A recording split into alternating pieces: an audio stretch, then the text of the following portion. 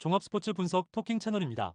10년 이상의 실전 경험과 노하우를 담아 데이터 기반 핵심 분석부터 최강 배팅 전략까지 아낌없이 공유해드립니다. 수년간 운영된 전문 분석방 링크는 고정 댓글에서 바로 확인 가능합니다. 경기 알아보겠습니다. 일본. 일본은 3-4-3 전형으로 후방 빌드업의 안정성을 우선시하며 좌우폭을 넓혀 전개각을 만든다. 우에다는 문전에서 타깃 역할과 근거리 마무리에 강점을 보이지만 강한 전방 압박을 만나면 고립되는 장면이 많다. 미나미노는 좌측 하프스페이스에서 연계와 침투를 반복하며 세컨드 러너의 타이밍을 살린다. 이토주냐는 직선 돌파와 컷백 루트로 공격폭을 넓히지만 체력 저하 시 수비 복귀 타이밍이 늦어지는 약점이 있다. 더블 볼란치 구성이 간격 조절에 실패할 경우 센터백 전방의 완충지대가 열리며 세컨드 찬스 대응력이 급격히 떨어진다. 3백 수비 구조상 윙백이 높이 전진하면 측면과 하프스페이스가 동시에 비며 이 공간을 공략당할 때 실점 확률이 높다. 그래서 상대가 전환 속도를 높이면 일본은 라인 재정렬에 어려움을 겪고 수비 간격이 벌어지는 패턴이 반복된다. 홈에서 경기 템포를 주도하려 하겠지만 라인 컨트롤과 압박 유지력 모두 불안 요소로 작용할 가능성이 높다. 브라질. 브라질은 4-2-3-1 전형으로 미드필드와 전방이 하나의 유기체처럼 움직인다. 비니시우스는 폭발적인 드리블과 순간적인 방향 전환으로 일본 수비를 끊임없이 흔든다. 호드리구는 하프스페이스를 침투하며 근거리에서 결정적인 슈팅 찬스를 만들어내고 브루노 기마랑이스는 경기 템포를 완벽히 조율한다. 특히 미드필드 이선의 비니시우스와 이스테방은 오프더볼 움직임을 통해 쿠냐, 호드리구에게 연속적인 찬스를 공급한다. 브라질은 상대가 밀집 수비를 시도해도 콤팩트한 연계 플레이로 박스 근처를 파고들며 작은 틈을 활용해 결정적인 공간을 만들어낸다. 볼 탈취 이후 3, 4초 내 빠른 전환으로 역습을 마무리하는 루틴이 완성되어 있어 일본의 쓰리백이 이를 버티기 어렵다. 그래서 경기 초반부터 압박 강도로 일본의 빌드업을 차단하고 박스 앞 지역에서 높은 점유율을 확보할 전망이다. 브라질의 공격은 단조롭지 않고 스위칭 속도와 패스 타이밍이 정교해 일본 수비 라인의 균형을 완전히 깨뜨릴 것이다. 토킹 코멘트. 이 경기는 전술 완성도와 전환 속도 차이가 극명하게 드러나는 매치업이다. 일본은 3백 라인을 유지하며 빌드업 주도권을 가져가려 하겠지만 브라질의 전방 압박을 견디기 어렵다. 비니시우스와 호드리구의 움직임은 수비 간격을 흔들고 미나미노와 이토주냐가 수비 가담 타이밍을 놓칠 경우 실점 위기가 반복될 것이다. 브루노 기마랑이스의 템포 조절과 이스테방의 유기적 스위칭이 중심축을 형성하며 경기 리듬을 완전히 브라질 쪽으로 끌어당길 가능성이 높다. 그래서 전반 중반부터는 일본이 수비에 몰리고 후반으로 갈수록 체력 저하로 간격 유지가 어려워질 전망이다. 그럼에도 불구하고 일본이 홈의 이점을 활용해 초반 몇 차례 역습 찬스를 만들겠지만 브라질의 압박 속도와 템포는 그것을 상쇄할 만큼 빠르다. 결국 전체적인 경기 흐름은 브라질의 전술적 응집력과 유기적인 움직임이 주도하게 될 것이다. 후반 70분 이후부터는 일본의 수비 집중력이 떨어지고 브라질이 짜임새 있는 전환으로 경기에 마침표를 찍을 가능성이 높다. 토킹 추천 배팅. 승무패 일본 패 강추. 언더오버 오버 강추. 다음 경기 알아보겠습니다. 대한민국. 대한민국은 3-4-3 전형을 유지하고 있으나 전환 구간에서의 템포와 간격 조율이 무너진 상태다. 손흥민은 측면에서 드리블 돌파 후 컷백을 시도하지만 주변 지원이 늦어 공격의 연속성이 끊긴다. 이재성은 하프스페이스 침투에서 순간적인 위치 선점은 좋으나 수비 가담 이후 복귀 타이밍이 일정하지 않다. 이강인은 볼을 소유했을 때 창의적인 패스를 시도하지만 전진 패스 루트가 봉쇄될 경우 중앙에서 고립되는 장면이 잦다. 홍명보 감독이 직전 경기에서 시도한 5-4-1 전술은 브라질전에서 완전히 붕괴됐으며 전술 수정 없이 그대로 경기를 끝냈다. 중앙 미드필더 2명만 배치한 탓에 중원 수적 열세가 발생했고 점유 구간마다 압박이 지연되며 공간이 벌어졌다. 특히 3백의 좌우 간격이 무너지면서 상대 윙어가 하프스페이스로 쉽게 파고드는 장면이 반복되고 있다.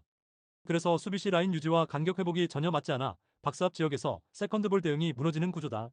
그럼에도 불구하고 개인 능력으로 버티는 장면이 있긴 하지만 팀 전술적 완성도는 불안정하다. 파라과이. 파라과이는 4-2-3-1 전형을 기반으로 중원 점유를 장악하며 템포를 주도하고 있다. 사나브리아는 문전 근처에서 강력한 피니시 능력을 보여주며 제공권 싸움에서도 우위를 점하고 있다.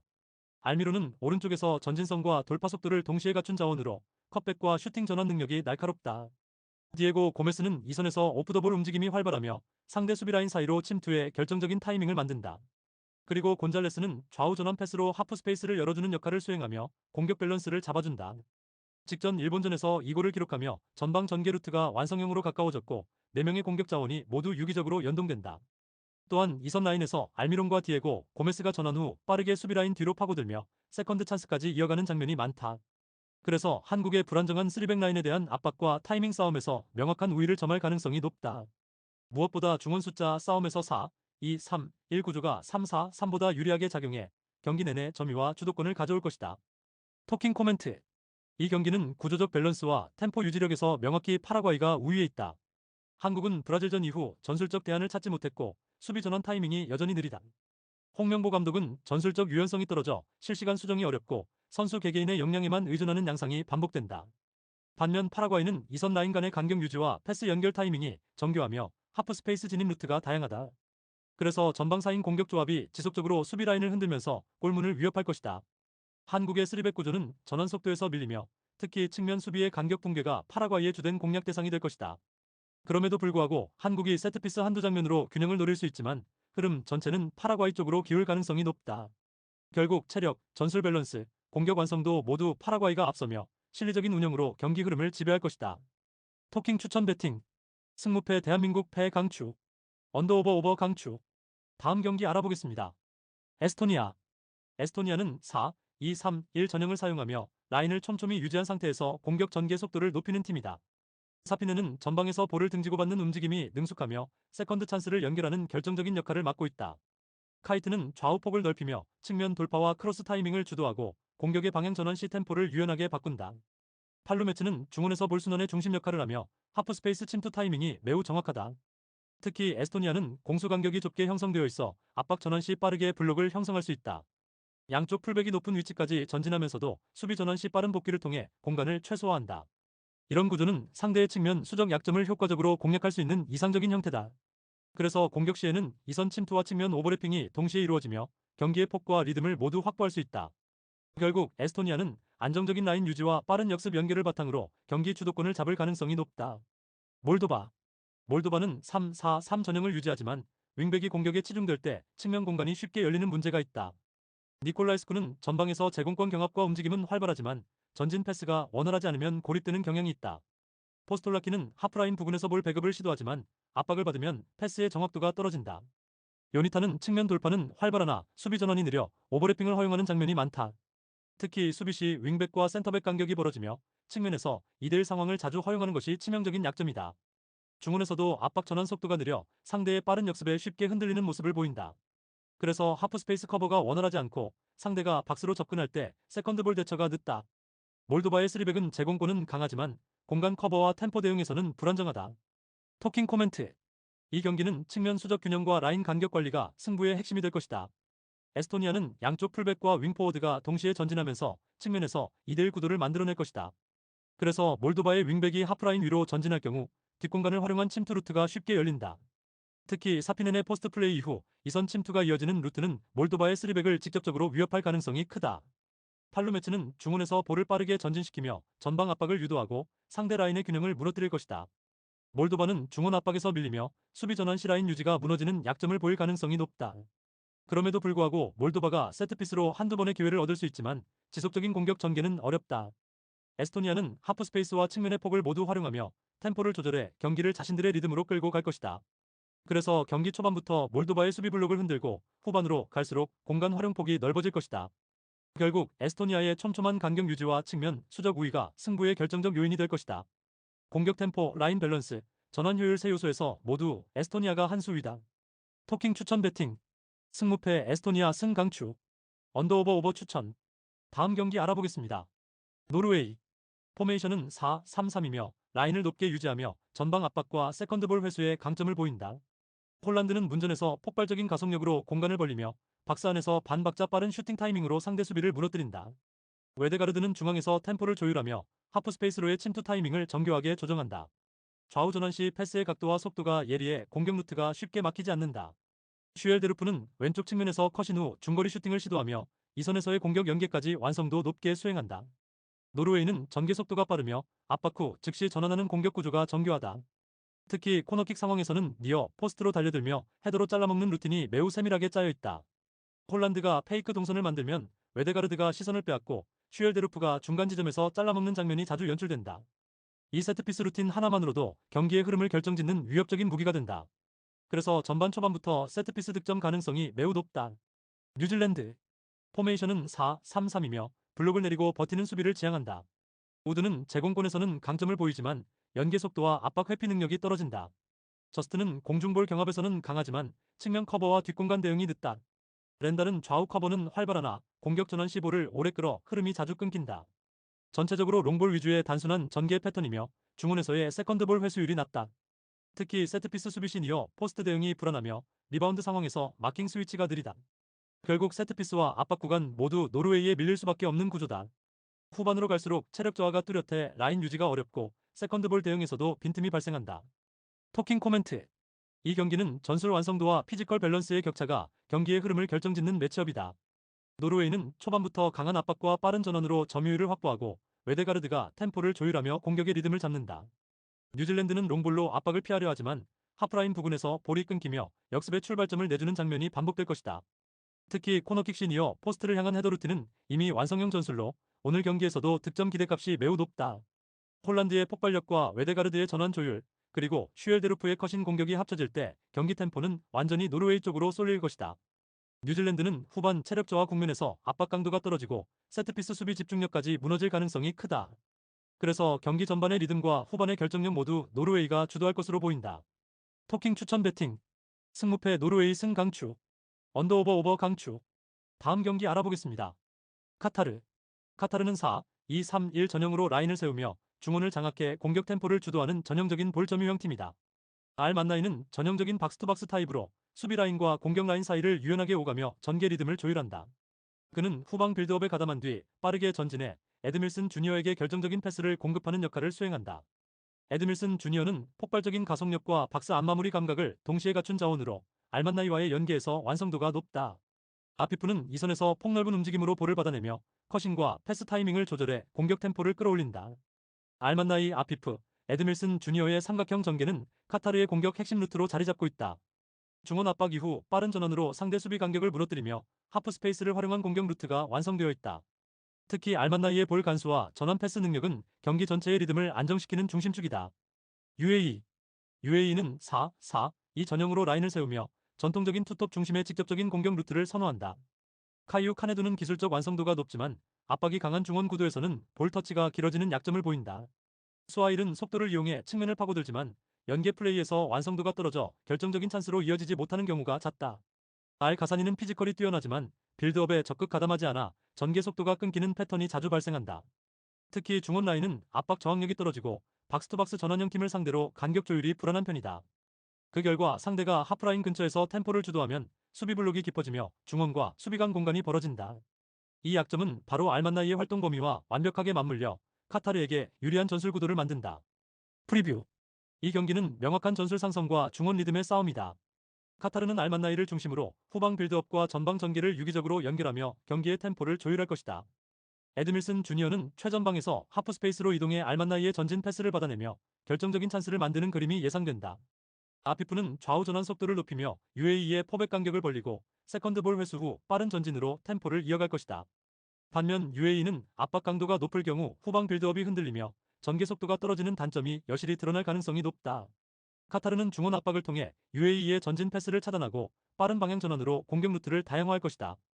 특히 알만나이의 박스투박스 움직임은 상대 수비 블록을 무너뜨리는 결정적인 열쇠가 될 것이다. 경기 초반부터 중원 주도권을 장악하며 하프라인 근처에서 템포를 끌어올리는 카타르의 운영이 유력하다. 토킹 추천 배팅. 승무패 카타르 승 강추. 언더오버 언더 강추. 다음 경기 알아보겠습니다. 알바니아. 포메이션은 4-3-3이며 최전방의 브로야가 수비라인과의 경합에서 피지컬을 활용해 볼을 지켜내며 전방 기점 역할을 맡는다. 아슬라니는 중원에서 패스 템포를 조절하며 볼 순환의 중심을 담당하고 공격 전환 시 하프 스페이스로의 전진 타이밍을 절묘하게 맞춘다. 왼쪽 윙 아사니는 왼발잡이 인버티드 유형으로 측면에서 중앙으로 치고 들어가며 왼발 인프런트 킥으로 반대편 파 포스트를 감아 때리는 플레이가 주특기다. 이 인커팅 루트는 알바니아의 가장 위협적인 공격 루트로 자리 잡고 있으며 중거리 슛과 세컨드 찬스 유도 능력까지 갖추고 있다. 최근 홈 경기에서는 압박 강도를 높여 중원 회수율을 끌어올리고 브로야의 포스트업과 아사니의 마무리 루트가 완전히 정착되고 있다. 또한 수비라인은 하프라인 근처까지 전진하며 적극적인 압박 라인을 구축해 전방에서부터 볼을 탈취하는 구조를 완성해가고 있다. 세컨드볼 싸움에서도 집중력이 높아 후반 체력전 구도에서도 흐름을 잃지 않는다.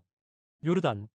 포메이션은 3-4-3이며 아시안컵 당시의 집중력과 조직적 플레이를 최근 들어 거의 재현하지 못하고 있다. 알타마리와 알라이마트는 개인 돌파 능력은 여전하지만 볼 터치가 길고 연계 플레이의 완성도가 떨어져 템포를 자주 끊는다. 중원의 알라와 부대는 전개 중심 역할을 맡고 있으나 압박을 받으면 전진 패스 정확도가 떨어진다. 무엇보다 주전 수비수 아랍 알 야잔의 부상 결장은 요르단 수비라인 전체의 균형을 무너뜨리고 있다. 103라인은 커버 타이밍이 늦고 박스 근처에서 간격 유지가 불안정해 세컨드볼 대처 능력이 떨어지는 모습이다. 수비 재정렬 과정이 느려 하프 스페이스를 내주며 상대 인버티드 돌파에 취약한 구조가 고착화되고 있다. 결국 경기 후반으로 갈수록 체력과 집중력의 저하가 두드러지며 라인 간격이 벌어지는 현상이 반복된다. 토킹 코멘트. 이번 경기는 전술 완성도와 공격 루트의 다양성에서 알바니아가 확실히 앞선다. 아사니의 인커팅과 인프런트 킥은 요르단의 하프 스페이스 수비 공백을 직접 겨냥할 수 있는 무기다. 브로야의 포스트업은 요르단 수비를 등지고 버티며 이선의 침투를 이끌어내고 아슬라니는 템포 조절로 중원 균형을 잡아준다. 반면 요르단은 알 야잔의 결장으로 인해 수비 블록이 느슨해지고 전개 시에도 중원 압박에 쉽게 끊긴다. 특히 전환 국면에서의 반응 속도가 느려 알바니아의 빠른 인버티드 돌파를 방어하기 어렵다. 그래서 이 경기는 전반부터 알바니아가 주도권을 쥘 가능성이 높으며 후반 체력 차이까지 감안하면 홈팀 쪽이 압도적으로 유리한 흐름이다. 결국 왼발의 궤적과 세컨드볼 장악이 경기의 승부를 가를 포인트로 작용할 것이다. 토킹 추천 배팅. 승무패 알바니아 승 강추. 언더오버 오버 강추. 다음 경기 알아보겠습니다. 튀르키예. 포메이션은 4-2-3-1이며 최근 들어 측면 돌파 중심의 공격 전환이 완성 단계에 도달하고 있다. 이을디즈는 터치라인을 따라 고전적인 윙어 스타일로 움직이며 폭넓은 활동 반경을 기반으로 상대 수비 간격을 흔든다. 그는 드리블 돌파 이후 컷백 타이밍을 정확히 가져가며 박스 안에서 대기 중인 아크투르콜루에게 결정적인 어시스트를 제공한다. 아크투르콜루는 침투 감각이 탁월한 스트라이커로 타이밍을 맞춘 문전 움직임이 매우 날카롭다. 하프라인 근처에서 볼을 끌어올리는 귤러는 전개 과정에서 템포 조절 능력을 보여주며 볼을 잃지 않는 안정적인 볼 간수 능력을 지녔다. 튀르키예는 전방 압박 강도가 높고 볼을 뺏기더라도 재압박 속도가 빠르다. 그래서 하프 스페이스에서부터 상대 진영으로 진입하는 과정이 부드럽고 볼 점유 구간이 상대보다 길게 유지된다. 이 팀의 가장 큰 특징은 공간을 만들고 그 공간을 빠르게 사용하는 구조적 전환이다. 즉, 이을디즈의 폭넓은 침투가 상대 수비 라인을 벌리고 그 틈으로 아크티르콜루가 들어오며 마무리하는 형태다. 홈에서는 라인의 압박과 공격 템포가 모두 빠르기 때문에 초반부터 주도권을 확실히 잡을 가능성이 높다. 조지아. 조지아는 4-3-1 이 전형을 유지하고 있으며 전형적인 좁은 중앙 전개 구조를 사용한다. 퀼리탈리아는 좌측에서 폭발적인 스피드를 보여주지만 전환 시 수비 복귀가 늦어 측면 커버가 불안하다. 매크바비슈빌리는 중앙에서 빌드업 템포를 끌어올리지만 압박이 강한 팀을 상대로는 패스 타이밍이 자주 늦어진다. 로브자니제는 이선 침투에서 감각적인 움직임을 보이지만 연계가 매끄럽지 않아 세컨드볼 소유율이 낮다. 조지아의 가장 큰 문제는 포백 라인 근처에서 수비 집중력이 흐트러지며 커버 간격이 벌어진다는 점이다. 박스 근처에서 상대 윙어의 컷백 패턴을 차단하지 못하며 그 과정에서 수비 라인 전체가 흔들린다. 결국 측면을 돌파당한 이후 크로스 대응이 늦어 실점 위험이 반복적으로 발생하는 패턴이 이어진다. 그리고 전진 시 볼 순환이 늦기 때문에 역습 상황에서도 균형을 잃기 쉽다. 이 팀은 중앙 수비는 밀집돼 있으나 측면 수비 가담이 부족해 공간 방어 능력이 불안정하다. 토킹 코멘트. 이 경기는 측면 활용과 전환 속도에서 뚜렷한 격차가 존재한다. 튀르키예는 이을디즈의 폭넓은 드리블 돌파로 상대 수비를 벌리고 그 틈으로 아크투르콜루가 들어가며 박스 안에서 마무리하는 패턴을 완성할 것이다. 조지아는 포백 수비 라인이 깊게 물러나며 대응할 것이지만 컷백 타이밍을 통제하지 못할 가능성이 높다. 특히 조지아의 수비형 미드필더가 측면으로 빠르게 커버하지 못해 하프 스페이스에 거대한 틈이 생길 것이다. 이 틈을 귤러가 중거리 전개로 찢으며 튀르키예의 전방 공격 루트는 더욱 다양해진다. 튀르키예는 점유율과 템포 모두에서 경기를 지배하며 전반부터 안정적으로 주도권을 확보할 것이다. 반면 조지아는 수비 라인이 내려앉을수록 공격 전환이 늦어지고 세컨드볼을 잃으며 수비 시간을 길게 가져갈 것이다. 후반으로 갈수록 측면과 중앙 간격이 벌어지면서 튀르키예의 공격 루틴이 더욱 매끄럽게 이어질 가능성이 높다. 결국 컷백과 측면 크로스 루트가 반복되며 홈팀이 다득점 상황을 만들어낼 확률이 크다. 토킹 추천 배팅. 승무패 튀르키예 승 강추. 언더오버 오버 강추. 다음 경기 알아보겠습니다. 아일랜드. 포메이션은 4-4-2이며 콜린스가 수비라인에서 빌드업을 이끌며 후방 안정감의 중심축 역할을 맡고 있다. 브래디는 좌측 풀백에서 오버래핑 타이밍을 정교하게 맞추며 크로스 정확도와 세컨드볼 리사이클링 능력이 모두 뛰어나다. 메가티어는 전방에서 왕성한 활동량으로 압박을 주도하며 하프 스페이스를 활용해 공격의 기점을 만든다. 특히 콜린스와 메가티어의 전방 압박은 한 템포 빠른 수비 전환으로 이어지며 중원 장악에 결정적인 역할을 하고 있다. 아일랜드는 홈에서 경기 템포를 빠르게 끌어올리는 경향이 강하며 후방 빌드업보다 중원 탈압박 이후에 빠른 측면 연결을 선호한다. 전방에서 메가티어가 상대 빌드업을 차단하고 이선이 동시에 전진해 압박을 형성하는 구조가 완성되어 있다. 체력적 이점과 전환 속도 모두에서 확실한 우위를 점하고 있으며 공격 시에는 세트피스 루트에서도 위협을 가한다. 아일랜드의 세컨드볼 회수율이 높기 때문에 후반부로 갈수록 상대 체력 저하를 더 쉽게 유도할 수 있다. 아르메니아. 포메이션은 4-3-2-1이며 세비키안과 샤고야는 중앙과 측면을 오가며 공격 전개를 이끄는 자원이다. 하지만 아르메니아는 전개 속도가 느리고 미드필드에서 압박을 견디는 능력이 부족하다. 스페르치아는 중원에서 빌드업의 중심이지만 전진 패스 타이밍이 늦고 압박을 받을 경우 쉽게 끊기는 단점이 있다.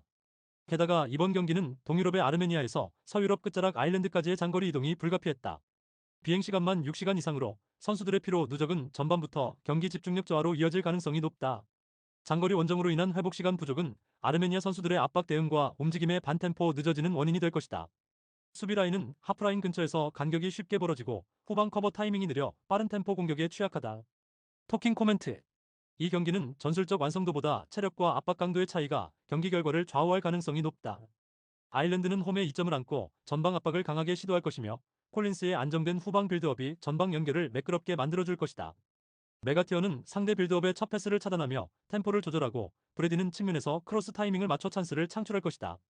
아르메니아는 장거리 원정피로 누적으로 인해 전반부터 압박 회피 능력이 떨어지고 세비키안과 스페르치안의 연계가 끊길 가능성이 크다. 그래서 경기의 리듬은 아일랜드 쪽으로 기울 것이며 중원 장악과 전환 속도 모두에서 홈팀이 확실히 앞선다.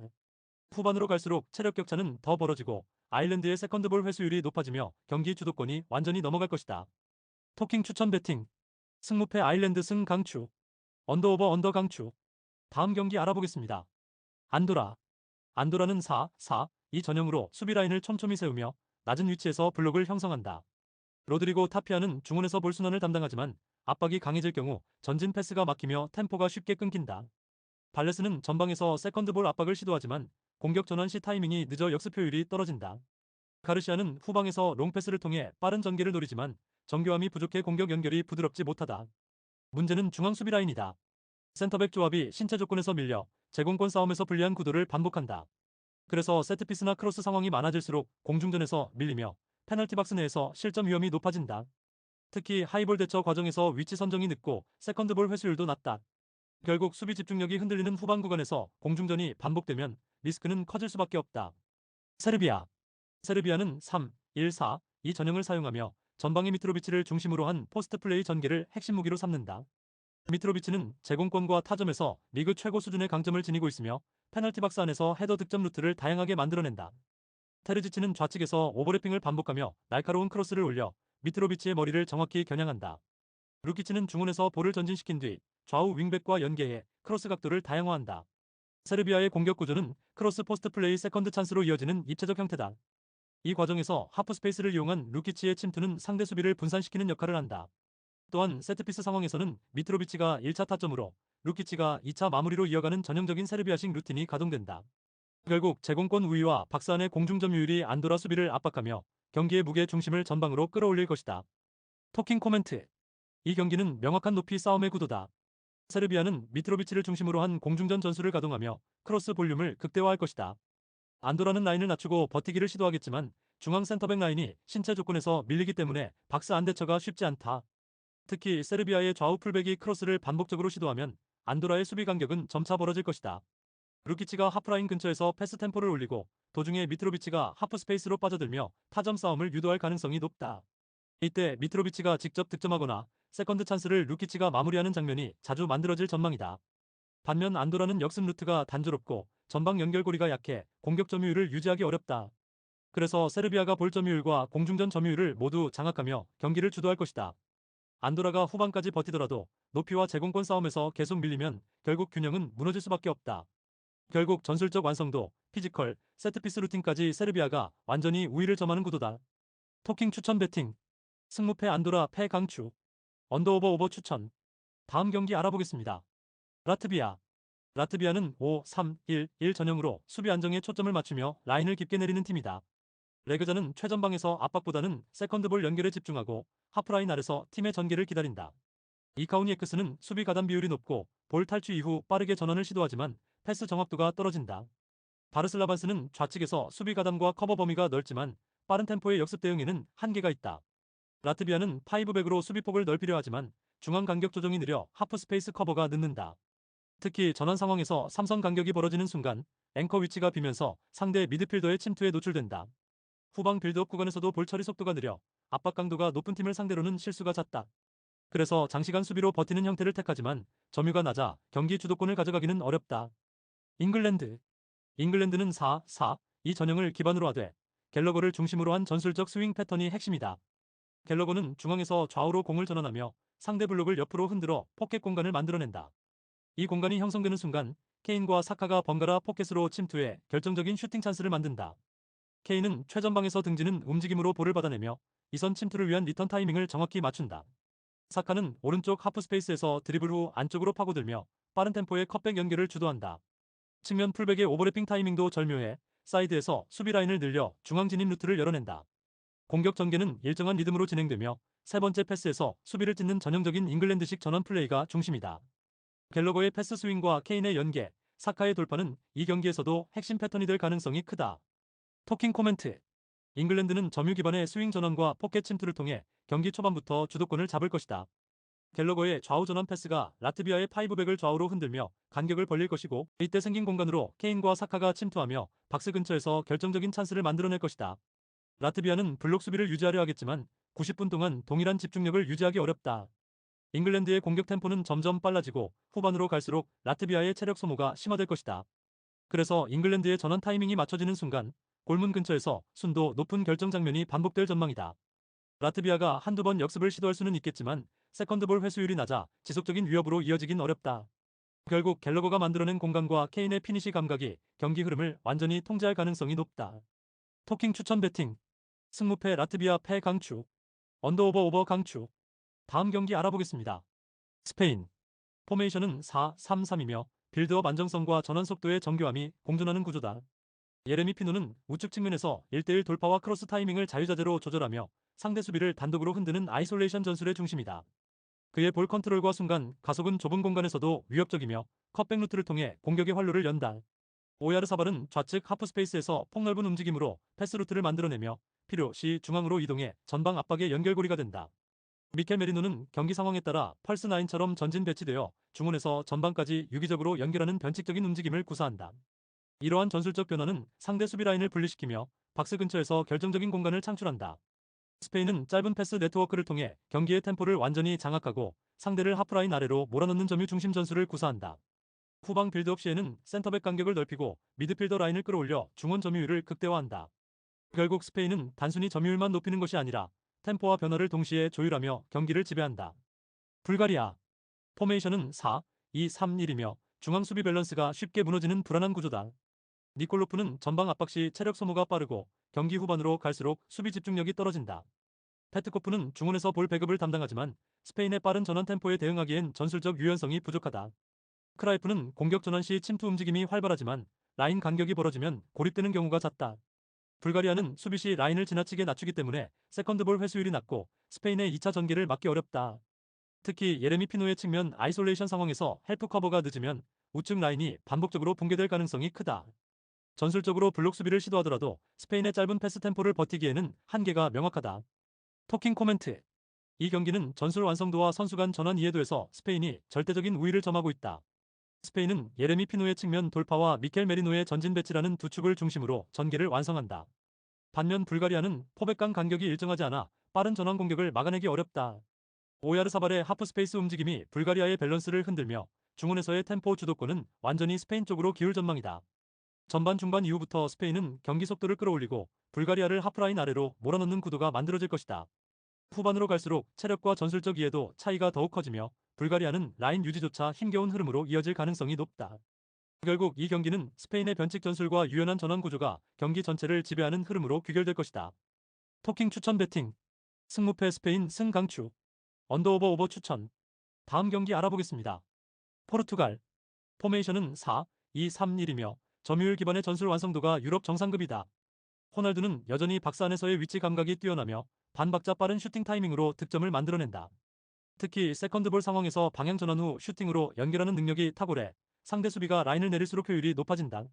프란시스코 콘세이상은 측면에서의 돌파와 드리블 밸런스가 뛰어나며 1대1에서 공간을 만들고 컵백 형태로 기회를 창출한다. 그는 측면을 좁혀들며 중앙으로 진입해 이선과의 유기적인 연계를 강화한다. 브루노 페르난데스는 경기 템포를 조율하는 사령관으로 중원에서 좌우 전환 패스로 경기 흐름을 끊임없이 주도한다. 또한 세트피스 상황에서는 정교한 킥으로 득점 루트를 열어주며 페널티 박스 앞 세컨드 볼을 재가공하는 능력도 뛰어나다. 포르투갈은 기본적으로 점유율을 바탕으로 경기를 설계하며 하프라인 근처에서 볼을 돌리다가 순간적인 스위칭으로 상대 압박을 붕괴시킨다. 특히 호날두가 중심축을 잡고 콘세이상과 브루노가 번갈아 하프 스페이스로 침투하면서 수비 간격을 벌리는 구조가 완성형에 가깝다. 경기 초반부터 점유율을 통해 흐름을 틀어주며 전반 중반 이후엔 세컨드 찬스와 세트피스 상황에서 결정적인 득점 기회를 만들어낼 가능성이 높다. 헝가리 포메이션은 3-4-3이며 전환 속도와 라인 유지의 안정성에 초점을 맞추고 있다. 바르가는 전방에서 제공권 싸움에 강점을 보이지만 볼을 받는 구간이 깊어지면 연계의 효율이 떨어진다. 소보슬라이는 헝가리 전술의 핵심으로 중원에서 템포를 바꾸며 좌우로 볼을 배급한다. 하지만 압박이 강한 상대를 만나면 패스 정확도가 흔들리고 후방 빌드업이 막히면 전개가 끊기는 문제가 있다. 셰페르는 중원에서 수비와 공격을 오가며 활로를 열지만 세컨드볼 회수 시점이 늦어 상대의 템포 전환에 쉽게 흔들린다. 헝가리는 수비 시 라인을 내리고 500 형태로 전환하지만 포르투갈의 빠른 전환에 대응이 어렵다. 특히 윙백이 전진한 이후 뒷공간 커버가 느리고 세트피스 수비에서 니어 포스트 대응이 불안정하다. 결국 점유율과 경기 리듬에서 완전히 밀리는 구도가 예상되며 수비 집중력만으로는 장기적인 대응이 어렵다. 전방 압박이 약하기 때문에 브루노와 콘세이상이 마음껏 패스 루트를 설계할 수 있는 구조다. 후반으로 갈수록 체력 저하와 수비 간격이 벌어지며 박스 안 세컨드 찬스 실점 가능성이 크다. 토킹 코멘트. 이 경기는 점유율과 전술 완성도의 차이가 경기의 방향을 결정지을 것이다. 포르투갈은 빌드업 구간에서 브루노가 중심을 잡고 좌우 풀백의 오버래핑으로 폭넓은 점유를 이어갈 전망이다. 이 과정에서 콘세이상이 중앙으로 좁혀들며 하프 스페이스 침투와 컷백 루트를 반복적으로 활용할 것이다. 헝가리는 압박 강도가 약해 박스 앞 공간에서 포르투갈이 여유롭게 슈팅 찬스를 창출할 가능성이 높다. 호날두는 수비 간격이 벌어질 때마다 박스 안에서 위치를 조정하며 득점 루트를 찾을 것이다. 전반부터 포르투갈이 점유율을 65% 이상 가져가며 경기의 리듬을 완전히 장악할 가능성이 크다. 헝가리는 간헐적인 롱볼로 역습을 시도하겠지만 중원에서 끊기며 템포를 유지하기 어렵다. 결국 페널티 박스 주변에서의 슈팅 횟수, 세컨드볼 장악, 빌드업 밸런스 세 요소 모두 포르투갈이 압도할 구도다. 후반으로 갈수록 브루노의 템포 조절 능력이 발휘되며 경기의 리듬은 완전히 포르투갈 쪽으로 기운다. 토킹 추천 배팅. 승무패 포르투갈 승 강추. 언더오버 오버 추천. 다음 경기 알아보겠습니다. 이탈리아. 포메이션은 3-5-1-1이며 라스파도리가 전방에서 폭넓게 움직이며 빌드업과 마무리 역할을 동시에 수행한다. 레테기는 박스 안에서 공간 감지 능력이 뛰어나며 컷백 타이밍에 맞춰 문전으로 빠르게 침투하는 움직임이 인상적이다. 토날리는 중원에서 전진 패스를 주도하며 세컨드볼 회수 이후 빠른 템포로 공격을 전환시킨다. 이탈리아는 전통적으로 수비 밸런스가 안정적이지만 최근엔 빌드업 구조와 세트피스 완성도에서도 발전이 뚜렷하다. 코너킥 시에는 니어 포스트를 향한 런닝 점프 패턴으로 중간 헤더를 노리며 이 패턴이 매우 높은 성공률을 보여준다. 이러한 세밀한 루틴은 상대 수비를 무너뜨리는 핵심 무기이며 공중전에서도 확실한 우위를 점하고 있다. 중앙 라인은 터널리를 중심으로 공수 밸런스를 유지하며 이선 라스파도리의 연계로 공격 템포를 자유롭게 조절한다. 결국 세트피스와 점유율 싸움 모두에서 완성도 높은 경기 운영을 선보일 가능성이 높다. 이스라엘 포메이션은 3-4-3이며 수비 집중력보다는 빠른 전환을 통해 기회를 만드는 팀이다. 아바다는 빠른 순발력으로 측면 공간을 공략하지만 전방 지원이 늦어 고립되는 경우가 잦다. 간델만은 중원에서 압박과 볼 운반을 담당하지만 체력 부담이 누적될 경우 수비 복귀 타이밍이 늦어진다. 페레츠는 공격 전환 시 패스 선택이 단조롭고 빌드업 구조가 명확하지 않아 점유 구간이 짧다. 이스라엘은 수비 시 파이브백 형태로 전환하지만 포백 라인과 미드라인 간격이 자주 벌어진다. 특히 세트피스 수비에서 세컨드볼 대처가 불안하며 박스 안정리 능력의 한계를 보이고 있다. 결국 조직력과 위치 선정에서의 불안이 겹치며 강팀 상대로는 후반으로 갈수록 라인 붕괴가 자주 발생한다. 토킹 코멘트. 이 경기는 전술 완성도와 세트피스 정밀도에서 이탈리아가 확실히 앞서는 구도다. 레테기의 문전 움직임과 라스파도리의 연계 능력은 상대 뒷공간을 끊임없이 흔들 것이다. 또한 코너킥이나 프리킥 상황에서 토날리가 중심이 되어 정확한 킥 배급을 펼칠 가능성이 높다. 이스라엘은 측면 압박에서 밀릴 가능성이 높고 전방으로의 볼 연결도 원활하지 못할 것이다. 특히 수비라인 간격이 무너지면 이탈리아의 빠른 패스 전환에 대응하기 어려운 흐름이 반복될 것으로 보인다. 그래서 경기 초반부터 점유율 싸움과 세트피스 루틴에서 이탈리아가 확실히 우위를 점할 가능성이 크다. 후반으로 갈수록 체력 격차까지 더해지면 이탈리아가 경기 전체를 통제할 전망이다. 토킹 추천 배팅. 승무패 이탈리아 승 강추. 언더오버 언더 추천. 다음 경기 알아보겠습니다. 사우디아라비아. 포메이션은 4-3-3이며 알브라이칸이 전방에서 제공권과 포스트 플레이를 담당한다. 알셰흐리는 측면과 중앙으로 가며 박스 침투 타이밍을 노리고 알하산은 중원에서 템포를 조율하며 빌드업의 연결축을 맡는다. 하지만 직전 인도네시아 원정 이후 장거리 비행을 마치고 돌아온 만큼 선수들의 체력 피로도가 높다. 특히 알 브라이칸의 움직임이 둔화될 경우 전방 압박의 강도가 떨어지고 세컨드볼 회수에서도 약점을 보일 수 있다. 전술적으로는 좌우 풀백이 전진하며 폭넓은 전개를 시도하지만 피로 누적 상황에서는 오버래핑 타이밍이 불균형해진다. 그래서 경기 중반 이후에는 템포가 늘어지고 중원 간격이 벌어지며 세컨드 대처 속도가 떨어질 가능성이 있다. 결국 사우디는 초반 주도권을 잡더라도 체력 관리에 집중하며 경기 리듬을 조절할 것이다. 이라크 포메이션은 4-4-2이며 전체적으로 라인을 낮춰 실리적인 경기 운영을 구사한다. 후세인은 최전방에서 피지컬을 앞세워 볼을 지키며 역습의 기점을 만든다. 바예시는 중원에서 왕성한 활동량을 바탕으로 수비 가담과 커버 범위가 넓고 전환 상황에서 롱패스로 빠른 전개를 시도한다. 알 아마리는 후방 빌드업의 핵심으로 라인을 내린 상태에서도 패스 정확도를 유지하며 후방 안정감을 더한다. 이라크는 사우디 원정 특유의 압박과 분위기를 의식해 수비 블록을 깊게 내리고 위험 부담이 큰 전개를 자제할 것이다. 특히 두 줄 수비를 유지하며 하프라인 근처에서 템포를 끊는 형태로 루즈한 경기 흐름을 만들 가능성이 높다. 전술적으로는 공격보단 실점을 최소화하는 방향에 집중할 전망이다. 토킹 코멘트. 이 경기는 전형적인 템포 조절 구도로 흘러갈 가능성이 크다. 사우디아라비아는 홈의 이점에도 불구하고 장거리 원정 복귀 후 체력 부담이 누적되어 전방 압박 강도가 낮아질 것이다. 이라크는 수비 블록을 깊게 두고 볼 점유보다 간격 유지에 집중하며 리스크를 최소화할 전망이다. 그래서 경기 템포는 자연스럽게 느려지고 중원에서의 패스 교환이 늘어나는 양상이 될 것이다. 사우디는 공격 템포를 끌어올리려 하겠지만 피로 누적 속도 저하와 세컨드볼 대처 부족으로 인해 후반으로 갈수록 공격 완성도가 떨어질 것이다. 이라크 역시 공격 전환 시 속도를 높이기 어렵기 때문에 양팀 모두 득점 루트가 제한적인 경기 흐름이 예상된다. 결국 중원 싸움 중심의 루즈한 구도가 이어지고 양팀 모두 무리하지 않는 운영으로 흐름이 잠길 가능성이 높다. 토킹 추천 배팅. 승무패 무승부 강추. 언더오버 언더 강추. 다음 경기 알아보겠습니다. 퀴라소. 포메이션은 4-2-3-1이며 공수 간격이 매우 좁게 형성되어 있어 압박과 전환의 효율성이 극대화되어 있다. 로카디아는 전방에서 순간적인 스피드로 라인을 흔들며 역습 시 폭발적인 직선 가속으로 상대 수비를 완전히 무너뜨린다. 마가렛은 좌측 하프 스페이스에서 볼 운반 능력이 뛰어나며 컷백 타이밍과 볼 간수 능력 모두 안정적이다. 루메라투는 이선에서 공격의 중심축 역할을 맡고 있으며 템포 전환 시 패스 선택의 정확도가 돋보인다.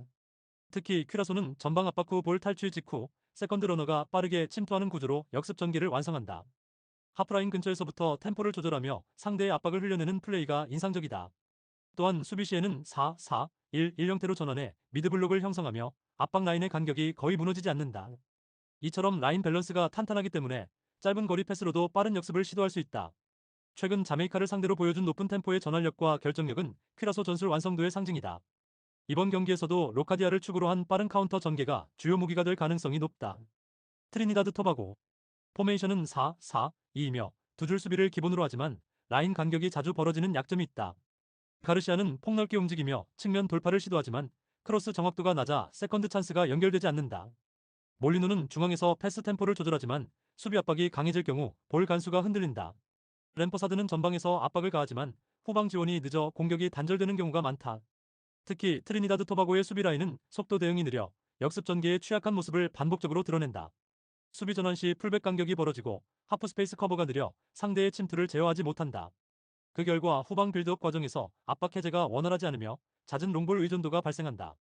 결국 이런 구조적인 한계는 로카디아의 직선 침투형 역습에 치명적으로 작용할 가능성이 높다. 토킹 코멘트. 이 경기는 전환 속도와 압박 강도, 그리고 라인 간격 유지 능력이 승부를 가를 경기다. 퀴라소는 볼 탈취 직후 전진 패스 타이밍이 매우 빠르며 세컨드 라인의 침투가 정교하게 이어진다. 로카디아의 직선 스프린트는 트리니다드 토바고의 수비 간격을 찢어놓을 만한 수준이다.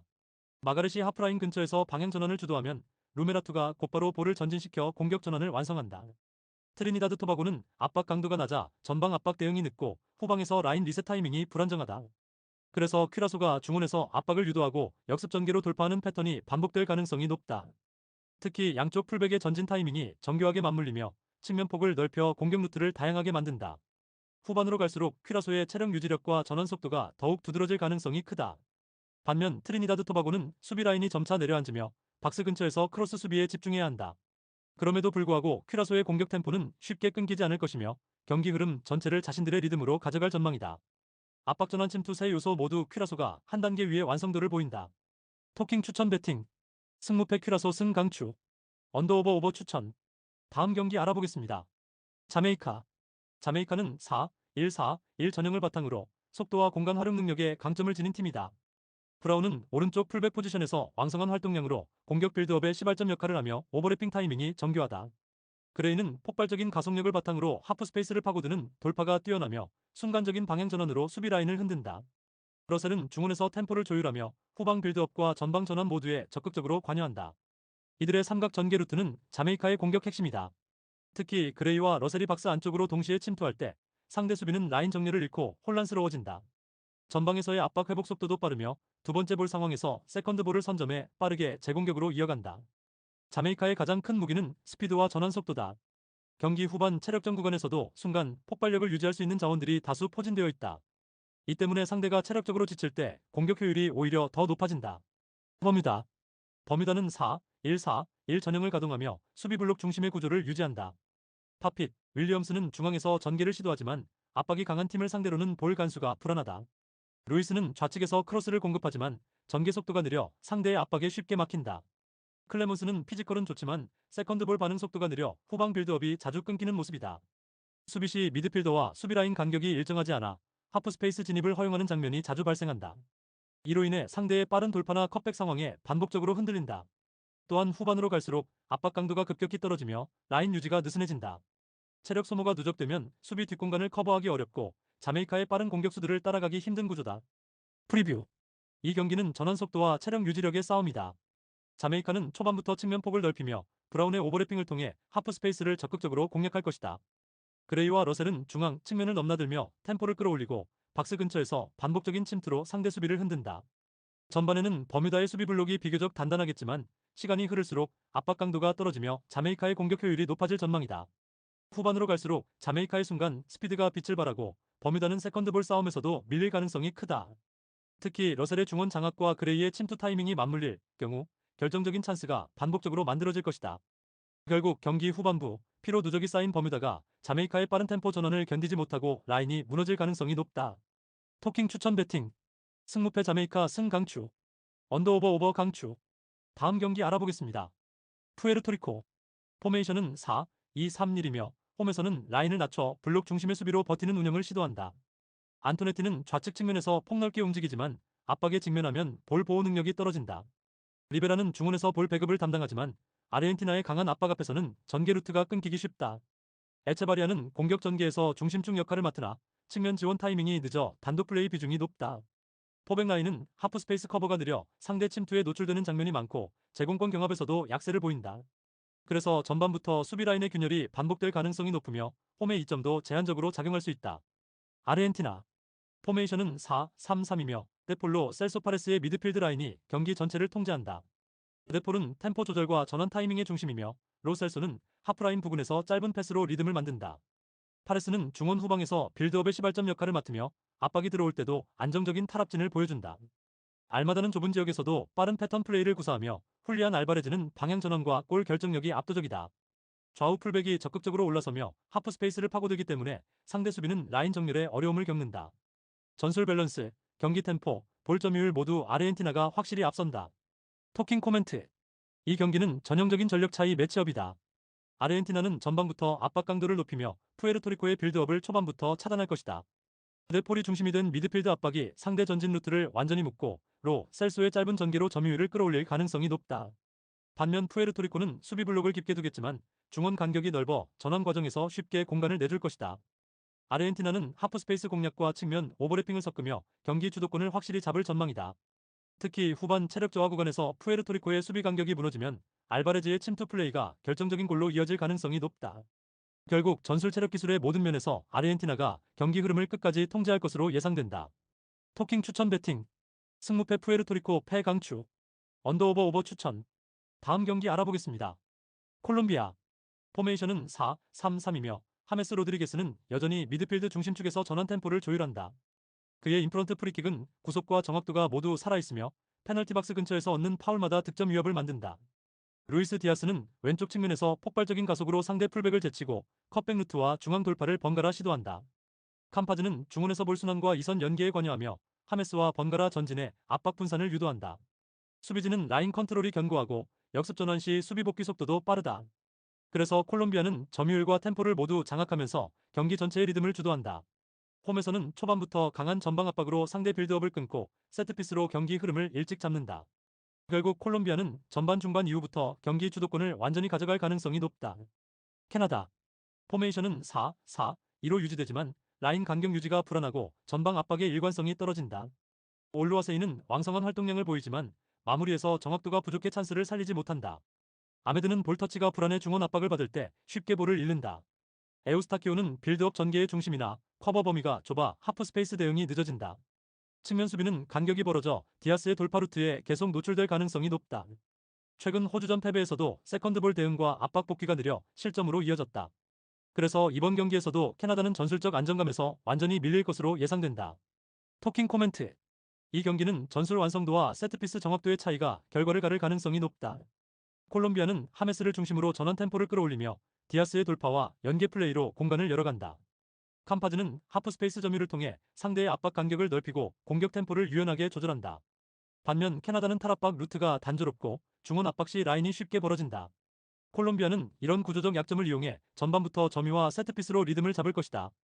후반으로 갈수록 체력과 전술 집중도 차이가 커지고 콜롬비아가 경기를 완전히 잠글 가능성이 높다. 결국 킥의 정확도와 전환 효율성에서 완전히 다른 레벨의 팀이 맞붙는 경기다. 토킹 추천 배팅. 승무패 콜롬비아 승 강추. 언더오버 오버 추천. 다음 경기 알아보겠습니다. 파나마. 포메이션은 4-2-3-1이며 전방의 로드리게스가 중심축 역할을 수행한다. 로드리게스는 최전방에서 등지는 움직임과 세컨드볼 연결 능력이 탁월해 공격 전개의 출발점이 된다. 이선의 디아즈는 폭넓은 활동 반경을 바탕으로 측면과 중앙을 오가며 상대 수비 라인을 흔드는 역할을 맡는다. 특히 중앙 미드필더 고도이는 경기 내내 메잘라 형태로 움직이며 중앙에서 측면으로 대각선 침투를 자주 시도한다. 이 움직임이 하프 스페이스와 페널티 박스 사이를 연결하는 공격 루트로 이어져 상대 수비의 시선을 분산시키는 효과가 크다. 또한 파나마는 좌우 풀백이 동시에 오버래핑하며 측면 폭을 활용해 크로스와 컷백 루틴을 반복적으로 시도한다. 후방 빌드업에서도 템포 전환이 빠르며 압박이 들어올 때는 중앙보다 측면 전개를 통해 상대 수비를 벌려놓는다. 그래서 공격의 전환 속도가 매우 빠르고 중원에서부터 전방까지 연결되는 패턴이 리듬감 있게 이어진다. 고도이의 대각 침투 타이밍에 맞춰 로드리게스가 박스 안 움직임을 가져갈 경우 득점 루트가 자연스럽게 만들어진다. 결국 파나마는 라인 간격 유지와 하프 스페이스 침투 모드에서 수리남을 압도할 가능성이 높다.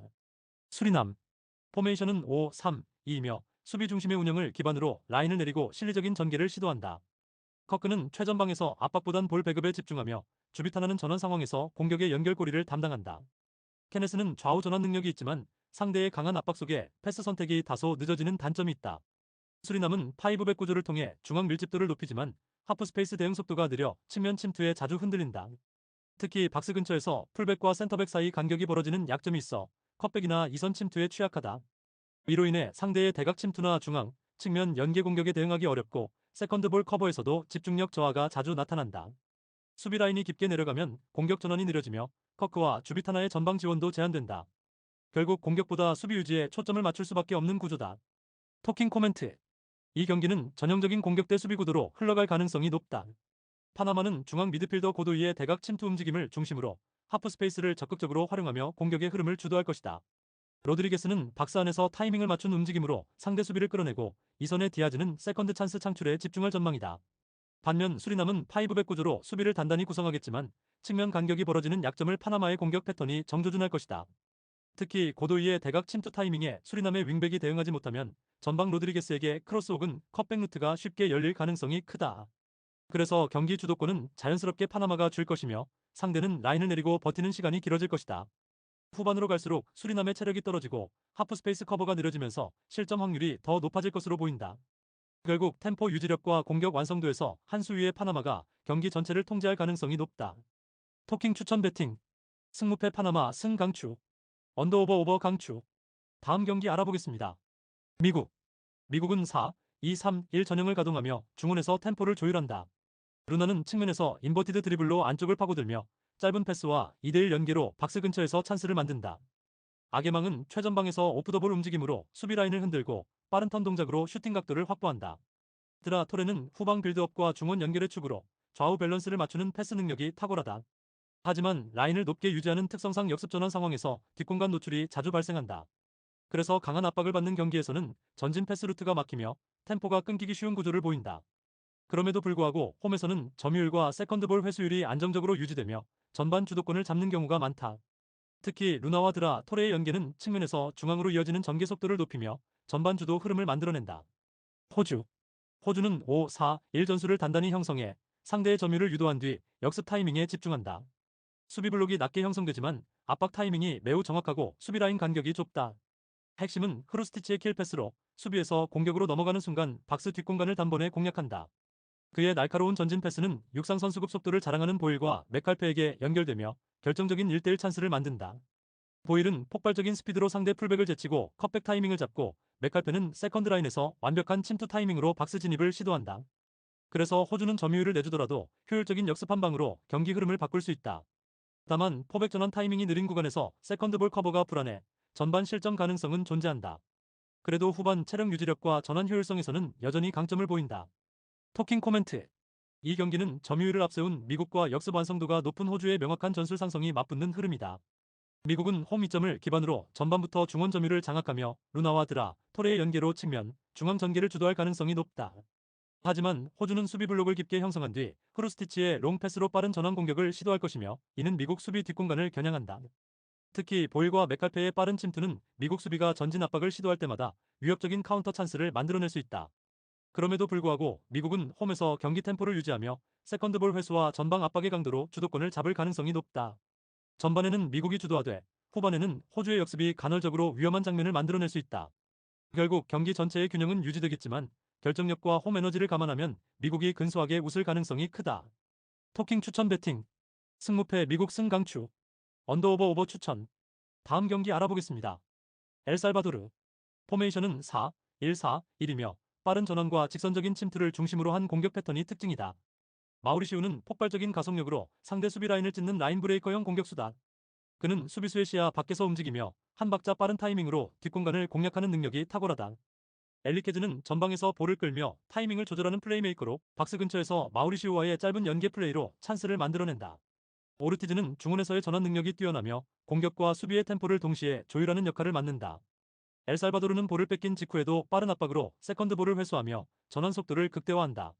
특히 라인 간격을 일정하게 유지하면서 공격 시 이선의 침투 빈도를 높이는 전략이 강점이다. 홈에서는 높은 라인보다는 빠른 침투 중심의 전개로 상대 수비 뒤를 끊임없이 노린다. 결국 이 팀의 강점은 한순간의 뒷공간 침투로 경기 흐름을 단번에 바꾸는 능력이다. 라인 브레이킹에 특화된 마우리시우와 엘리케즈의 콤비는 이번 경기에서도 핵심 변수로 작용할 것이다. 과테말라. 과테말라는 4-3-3 전형을 유지하며 수비 라인을 높게 올려 점유율 중심으로 경기를 운영한다. 루비는 전방에서 포스트 플레이를 통해 볼을 지키지만 전환 시 연결 속도가 느리다. 무뇨스는 측면 돌파 능력이 뛰어나지만 수비 전환에서 복귀 타이밍이 늦어 좌우 밸런스가 깨진다. 로블레스는 중원에서 전방으로 패스를 뿌리지만 상대의 압박이 강하면 쉽게 실수를 유발한다. 가장 큰 약점은 수비 라인을 지나치게 높게 유지한다는 점이다. 그로 인해 최종 수비수와 골키퍼 사이의 뒷공간이 지나치게 넓게 열리며 속도전에서 빠른 공격수를 상대할 때 불안한 장면이 자주 발생한다. 수비진의 발이 느리기 때문에 오프사이드 트랩 타이밍이 맞지 않아 쉽게 무너진다. 특히 VAR 판독이 들어가더라도 타이밍을 절묘하게 뚫린 장면에서는 골을 취소하기 어렵다. 결국 과테말라는 높은 라인 유지 전략이 오히려 독이 되어 엘살바도르의 빠른 침투형 공격수들에게 지속적인 실점 위기를 초래할 가능성이 크다. 토킹 코멘트. 이 경기는 속도와 라인 간격의 싸움으로 압축된다. 엘살바도르는 마우리시우와 엘리케즈의 라인 브레이킹을 중심으로 과테말라의 과도하게 전진한 수비 라인을 정면으로 공략할 것이다. 오르티즈가 중원에서 볼을 잡아 전방으로 투입하는 타이밍이 경기 흐름의 핵심이다. 과테말라는 점유율을 높이려 하겠지만 수비 뒷공간을 완전히 통제하지 못할 것이다. 엘살바도르는 라인을 올린 상대의 등 뒤를 노리며 한순간의 침투로 득점 찬스를 잡을 것이다. 그리고 마우리시우의 스프린트는 수비수를 따돌리고 골키퍼와 1대1 장면을 만들어낼 가능성이 높다. 전반 초반부터 라인 간격이 벌어지면 과테말라는 빠른 역습에 속수무책으로 당할 수 있다. 특히 중앙 미드필더 라인이 수비 가담 타이밍을 놓치면 엘살바도르의 공격진은 반복적으로 하프 스페이스를 침투하며 위협을 가할 것이다. 후반으로 갈수록 과테말라의 체력이 떨어지면 수비 라인 유지 자체가 어려워질 가능성이 크다. 결국 경기 흐름은 빠른 템포와 공간 활용 능력에서 앞선 엘살바도르 쪽으로 완전히 기울 전망이다. 토킹 추천 배팅. 승무패 엘살바도르 승강추. 언더오버 언더 추천. 다음 경기 알아보겠습니다. 멕시코. 멕시코는 4-3-3 전형으로 구성하며 공격 전개 시 하프 스페이스를 적극적으로 활용한다. 베가와 모라는 좌우에서 좁게 위치하며 짧은 2대1 원투 패스로 상대 포백의 시선을 교란한다. 이들의 연계는 단순한 크로스 중심이 아니라 페널티 박스 측면에서 공을 주고받으며 중앙 진입 각도를 만들어낸다. 히메네스는 전방에서 포스트 역할을 수행하며 베가와 모라가 침투할 공간을 열어주는 역할을 맡고 있다. 특히 박스 근처에서 이루어지는 연속적인 컴팩트 플레이는 상대 수비를 끌어내며 오프사이드 라인을 붕괴시킨다. 그래서 멕시코는 점유 기반보다는 박스 근처에서의 템포 조절과 빠른 재침투로 득점 찬스를 만들어낸다. 또한 중원에서는 삼각형 형태의 볼순환으로 상대 미드블록을 압박하며 세컨드볼 회수 이후 재전환이 빠르다. 결국 멕시코는 짧은 간격, 빠른 전환, 유기적인 움직임 세 요소를 모두 결합하며 박스 공략 효율을 극대화한다. 에콰도르. 에콰도르는 4-4-2를 기반으로 하며 카이세도가 중원에서 에너지 레벨을 유지하며 압박의 중심을 맡는다. 하지만 양쪽 풀백의 전진 타이밍이 불안해 하프 스페이스에 공간을 자주 허용하는 경향이 있다. 앙글로는 측면에서 속도로 위협을 주지만 수비 전환 시 복귀가 느려서 뒷공간이 자주 열리는 문제가 있다. 예보와는 전방에서 몸싸움이 강하지만 지원 라인이 늦어 세컨드 찬스 연결이 원활하지 않다. 결국 라인이 길게 벌어지면서 미드필드와 수비 간격이 벌어지고 박스 근처에서 커버 타이밍이 느려진다. 그래서 멕시코의 하프스페이스 침투 패턴을 연속적으로 막기 어렵고 후반 체력 저하 시 수비 블록이 쉽게 흔들릴 수 있다. 전술적 조직력보다는 개인 피지컬 중심의 수비 대응이라 빠른 템포를 이어가는 상대에게 취약한 구조다. 토킹 코멘트. 멕시코는 베가와 모라의 콤팩트한 연계 플레이를 중심으로 박스 근처에서 2대1 원투 패스를 이어가며 수비 시선을 끌어내고 히메네스가 포스트 역할로 후방 침투 경로를 열어줄 것이다. 이때 하프 스페이스를 찌르는 순간적인 템포 전환이 에콰도르의 수비 간격을 무너뜨릴 가능성이 크다. 반면 에콰도르는 4-4-2라인 간격을 좁히려 하지만 풀백의 커버 타이밍이 늦어 측면 공간을 반복적으로 내준다. 특히 카이세도가 중앙에서 커버 범위를 넓히려 할수록 좌우 블록의 균형이 무너지는 모습이 나타날 것이다. 그래서 멕시코의 하프 스페이스 공략은 에콰도르 수비의 약점을 정조준하게 될 가능성이 높다. 그럼에도 불구하고 에콰도르가 역습 시 예보와의 피지컬로 한두 번의 찬스는 만들겠지만 전반적인 흐름은 멕시코의 짧은 패턴 플레이가 주도할 경기다. 후반 체력 분기점 이후에는 멕시코가 점유와 박스 점유율을 동시에 장악하며 주도권을 확실히 가져올 것이다. 토킹 추천 배팅. 승무패 멕시코 승강추. 언더오버 언더 추천. 구독, 좋아요, 알림 설정. 토킹 가족방에서 더 많은 혜택을 만나보세요. 가족방은 고정 댓글의 링크를 통해 문의하세요. 감사합니다.